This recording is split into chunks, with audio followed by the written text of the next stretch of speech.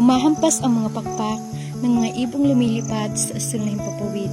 Nagtakip silim sa mga punong namumulaklak sa lilim ng buong nagmamasid. May mga pusong naghahanap ng kasagutan, kasagutang nauwi lang sa linlangan, mga linlangang nauwi sa kasakitan.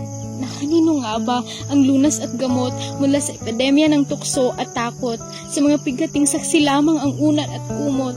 Ako'y sawa na sa paulit-ulit na proseso ng aking buhay at ngayon nais ko nang sumuko at bumigay. Hanggang sa malaman ko ito, katotohanan na nagpalaya sa taong dati nabubuhay sa kadiliman.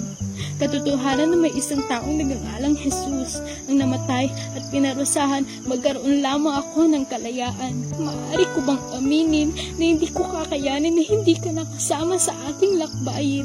Sabihan mo muli na hindi ako nag-iisa, na hindi dapat mangamba. Ayoko na makinig sa kasinungalingan na hindi kita kailangan dito sa aking buhay. Dahil ngayon ako'y kulang at nais mabuo, hindi na ibang bagay kundi ng iyong puso.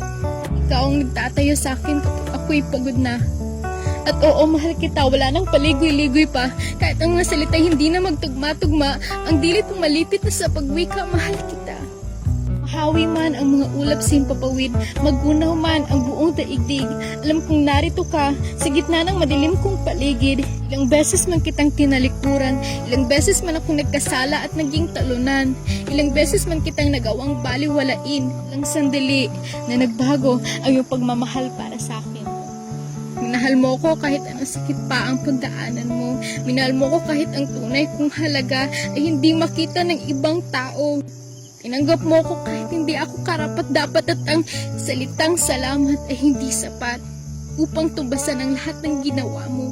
Inayos ang durog kong puso. Habang kumikislap ang bituing malaya at ang mga talay unti-unting bumababa, hindi ko mapigilan, hindi ka purihin sa lahat ng iyong nagawa. Sinubukang maghanap ng papalit sa iyo, ngunit na iyong bigo na maghanap ng halili sa pwesto mo.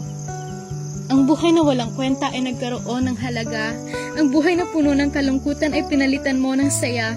Kaya hindi ako mahiyang sabihin na hindi mo lang binago ang takbo ng buhay ko. Ako'y binigyan mo rin ng bagong pag-asa.